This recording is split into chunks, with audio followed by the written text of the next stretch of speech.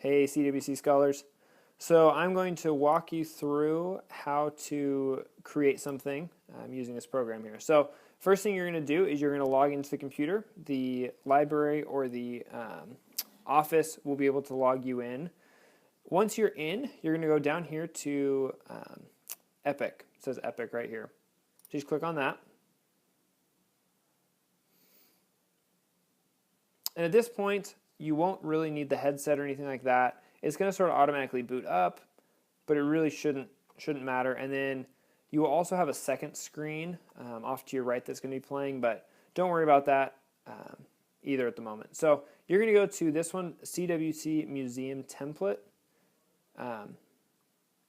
Actually, I lied. You're going to click up here, click Launch, and it's going to power up the whole everything. Takes a few minutes.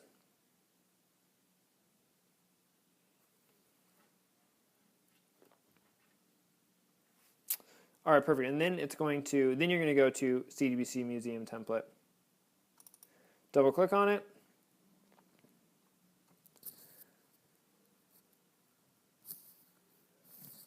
And it is going to open up on the right screen. That's fine. For demonstration purposes, I'm going to move it over here to this screen. So this is your museum. Again, you can use the mouse, you can use the arrows. Feel free to just go around and try and figure out how to move first. That's going to be your first thing. Once you kind of get that figured out, you're going to find your room number. So again, the room numbers are going to be outside the rooms. And in this mode, you can also fly. So that's a lot of fun. But you can kind of see, they just go in numerical order all the way around. I will go into room 2 because that one hasn't had anything happen to it yet. So room 2, there's going to be things floating like this. Don't touch those. Those are the lighting and different things like that. And if you move those, then things get really weird really fast. So just don't worry about touching any of that. So again, you're going to go over here on the right or the left side. You're going to have recently placed, basic, lights, cinematic, visual effects, geometry, volumes, and all classes. So what you're going to do is you're going to basic. You're going to take a cube right here and bring this cube up to the wall. So it's going to place it on the wall, but again, it's a 3D image, so it's kind of thick. You're then going to adjust the X, the Y, and the Z scale. That's going to roughly match your picture. So if you have a horizontal picture, I'm trying to find an example of one. I think this is horizontal. A horizontal picture like this, obviously this one is meant to be horizontal. Other pictures like this one are probably meant to be a little more vertical. And then of course there's square pictures as well.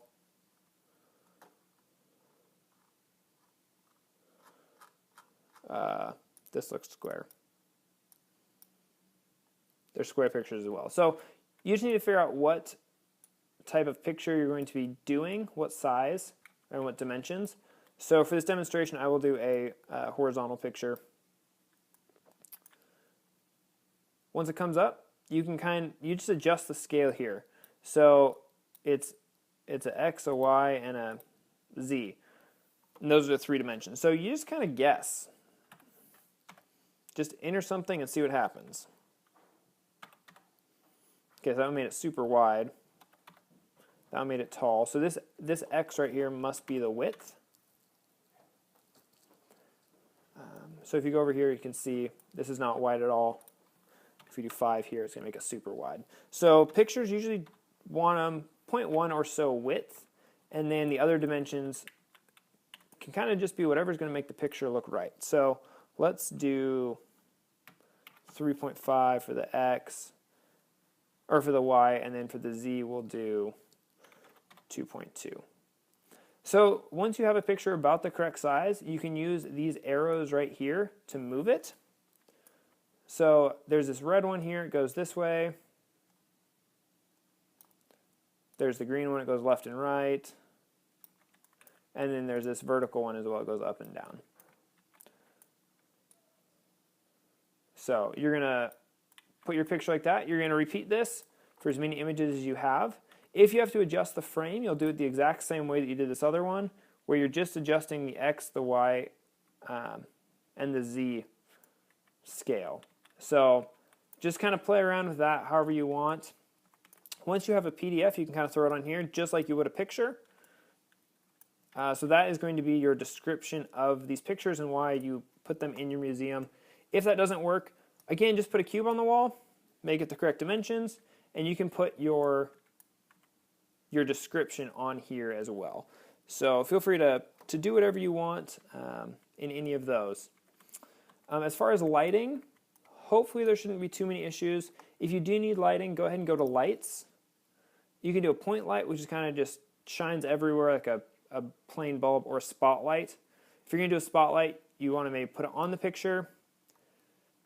You can right click it and then pilot it. And this is where you can actually move it around. You see this dimension here is going to show where it's going to shine. And this being, of course, the focal point. So that, right click again, stop piloting. You can see it's shining all through here. You can bring the intensity up, make it brighter. If you get too many of these, they'll kind of begin to cancel each other out and they'll actually not work.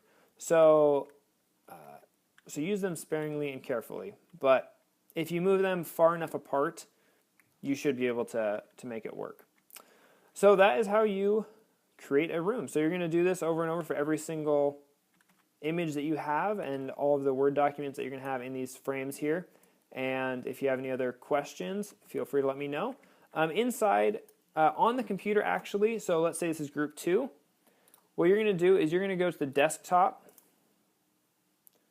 So when you're actually putting your images in, you're just going to create a folder, group 2. Put all your images in here. In order to actually get them into the museum, you are going to go and, no, that wasn't it, this one here. You have to go through here. So you can see this is where they are. So you can drag and drop them. If you have this on the other screen, you can drag and drop them into here and then put them up on the walls. Or you can go and actually find this file on the computer itself. So whatever you want to do, there's not really a better or a worse way to do it. But it's going to be in here. Go to content, collections, and you can throw things in there. So you can do different ways to actually get them imported into the program. But once you get them in, it's usually pretty easy from there. But then in your group folder, you're going to have your audio file as well, which should be in a WAV format. And I am going to go through and I'm actually going to add the audio because that is a pretty tricky deal there. So put all your pictures, all of your everything else in there that you need, and then also put your finished audio file in there. And as long as I know group 2, this is group 2, for room 2, I can add the audio file. So when you walk into this room, the audio file will go off just like we talked about in class. So there it is. If you have any questions, feel free to let me know.